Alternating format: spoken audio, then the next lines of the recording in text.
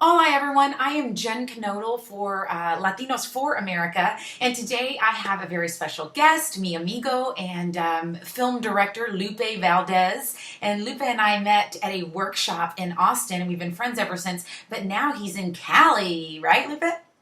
Yep, that was maybe like 12 years ago in Austin that we met, and we've been friends ever since. And yeah, as far as film directing, I'm originally from the Rio Grande Valley and spent half my life there, and then moved to Austin to go attend UT and study at their film school, which is a really great program. And the other really beautiful things about UT is they have a really strong Mexican American studies program.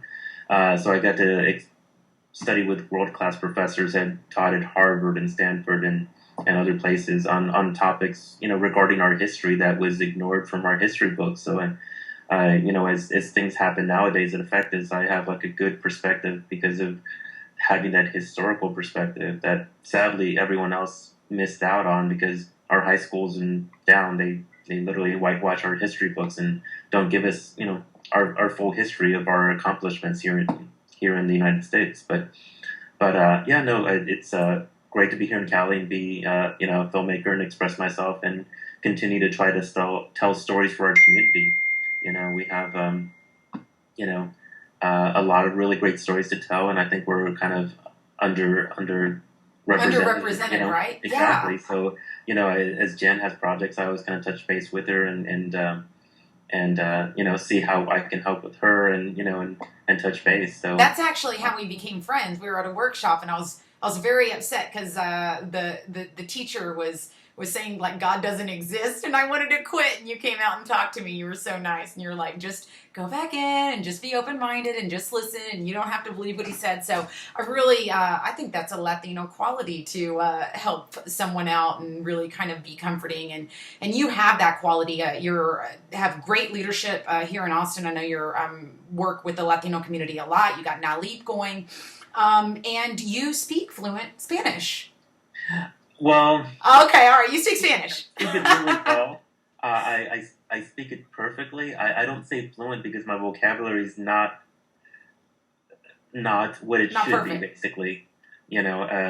So I grew up speaking both languages, but as you get into school, it was all English only in Texas, so I never really got to really read a lot of Spanish. So if I had to read something in Spanish, I would probably struggle a little bit, but I can speak it perfectly, and I can understand people who speak it at a normal pace. There's some people who speak it really fast and I not know. smart, and I kind of feel like I don't know Spanish when I hear them speak, but no, I can speak it perfectly. Yeah, I just got back from Puerto Rico, and I was like with a dozen people, and I'm like, what? Why is everyone laughing? I want to laugh. What's happening? So it was humbling to be with people that know something that I don't know, and I do wish that I spoke it. So your parents spoke Spanish, obviously. So that, I mean, that was just something that kind of trickled down. Exactly, and what's really interesting is like our parents' generation all spoke Spanish, but once they got to our generation, third generation, like we all like were English primarily. Yeah. Except when we spoke to our parents or grandparents and we speak Spanish to them. But talking to people back home, no one is really fluent in Spanish. That was born in Texas. Yeah. It's having worked as a talent agent and submitted to commercials that needed people who were fluent. It was really people from Latin America that were fluent in Spanish, and just us Texas-born Latinos didn't have, weren't perfect with the language like we Yeah. should. And I've noticed something too in what I'm doing. Just being on video or being a personality. Sometimes it seems like I don't really fit on this side. There's not a lot of, maybe there's not a lot of Latinos in American culture as much as there should be. But yet I don't speak Spanish, so I can't be on Univision or something that's very ethnically. And that's a very interesting thing. I think we're one of the only kind of cultures or groups where I mean, there really is still a lot of like segregation, especially in entertainment. You and I were talking a little bit about the protest that was happening in California. Was it for the Oscars?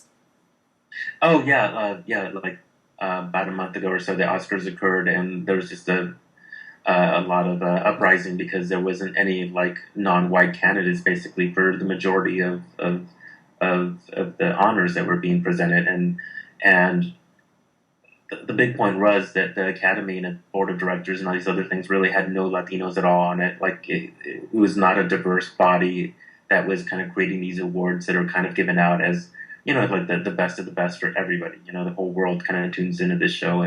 And about a couple of days ago, they added Gregory Nava to the board of directors. So that's like the kind of like the high end level of the Oscars. So now they have one Latino voice who can, give them our perspective as going forward.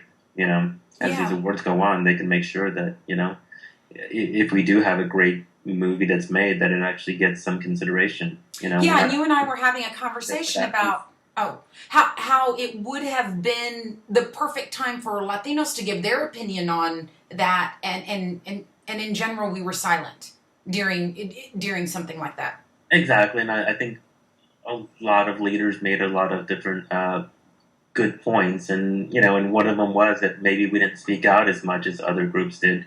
So when there was, when the Oscars occurred, and the Chris Rock and a lot of other people brought out a lot of African American performers, there was zero mention of any other ethnic group, and so there was like a slight that we felt, which was justifiable, but at the same time, we didn't speak up enough at that same level to say, look, we have some great stories, you should consider them too, and so that's kind of what we're addressing on our end as well, just that grassroots movements of just building more leaders, because as this huge country, as a state, we have like these tables where leaders make decisions for everyone, and we tend to be shy and just let other people decide for us, and it's our time, basically. We are such a huge percentage of the population. We cannot stay silent. We have to build leaders, get them to the table so we can make sure our voices are heard, because people won't watch out for us. Oftentimes they'll just run us over. So we need true leaders who will stand up and raise,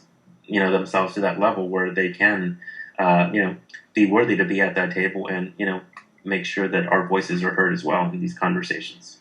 Yeah, and we were talking about why that is. Obviously, there's a ton of history. I was telling you, I've been kind of schooling myself on Mexican, Latin America history. I mean, my head's been blown. I mean, I almost don't know what to do with all this. I thought one thing, and now I think another thing. So now I just feel like, let me just suspend what I think for a little while I get some more information. But I am trying to figure out, what was it, what is it about the Latin community that it's like, what I feel like I've seen over the pattern of history is being very trusting, and then not fighting back when people don't honor their obligations, or when Americans say, okay, well, you can keep your land, okay, well, now squatters can stay on your land, okay, well, now you don't get your land at all. And it's like this and so it still seems like there's a little bit of that mentality. I've called it I don't understand it either, because that's not me. I mean, if someone comes up and like steals my car, I'm going to be upset. People just seem to be like, okay, well, that's how life is, and And I don't know where it started, if it was something this Spaniards. But isn't it still going on? I mean, just what we're saying, isn't it still kind of going on? And I wonder if there's, I keep talking about this tension within the Latino community. It's almost like a love-hate, it's like you're either on the side of Mexico or you're on the side of the white people. And I'm using hyperbole a little bit, but I feel that tension within there. It's like you're either with us or you're against us, and there sometimes doesn't seem like there's room for conversation or even education. Yeah, and us as a group, we kind of want to say, oh, we're just going to mind our own business and not involved with these conversations, and somehow it'll all work out, and it really hasn't. We have to have a place at those tables to make sure that, when the Texas School Board, votes on textbooks, that we are actually a part of the Texas history, like we really are, because they easily whitewash stuff, and we don't have anyone to say, wait, what's going on? Why is this covered in this way? And so our leaders need to be in that room, and they're not. Now, do you think that your knowledge, because it is apparent to me that you have a lot more knowledge about being Mexican American than, or Latino culture. I mean, it's like we say Mexican American, guys, there's so many terms: Hispanic, Latino, Mexican American, Latin American. It's like, not only is it difficult to label now I feel like there's so much like, intermarriage and this and that. It's like, how do you really know like who's Latino and who's not? And then there's so many of us that, I've told some of my, not so much, I probably don't have, people that I guess feel they're a little more tied to their Latin culture than I am. I feel like I'm not Latino enough because of that, because I don't speak Spanish, because I don't know how to make tamales, because that's all I can think of right now. And you and I talked about this last week, just like this topic, like what is Latino, what is not. Like, what if someone says you don't speak Spanish? And I always kind of said, just like point at your heart, because it's like that passion, that love that we have for ourselves and our family and our culture. Like that doesn't, it's not reliant on what we look like, our skin color, or if we speak Spanish or not, or if we're third generation or first generation. It's just like this passion we have, and that's that's what makes us Latino. I totally love that you said that. I'm glad that you brought that up. And something that you said earlier, and you and I were, and I really would like to have another conversation. We're trying to keep this. Ooh, time flies when you're talking Latino already. But I know that we were having a very good conversation about what's happening in politics right now. And it's very interesting I think, for us to have kind of be coming from different arenas.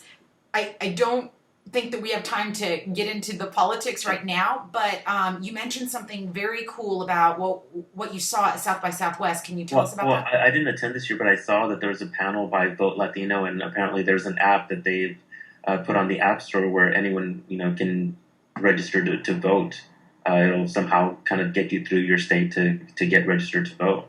So like that's like the basic building block of getting a place at the table is making sure we're represented by having everyone of every ethnicity go out there and vote, and then from there we get our leaders who represent us will then be in that room and be a part of those conversations on how we decide to go forward as a country. And then how would you suggest that Latinos educate themselves to vote? Because obviously, okay, voting's one thing, but then you get there and it's like, I found just with myself, it's so much information, and people say this and it can be interpreted that way. Where would you suggest that Latinos get the information that they need to make a somewhat educated choice? Yeah, well, I'll give like a feisty answer, but basically not Fox News. It's not like real news.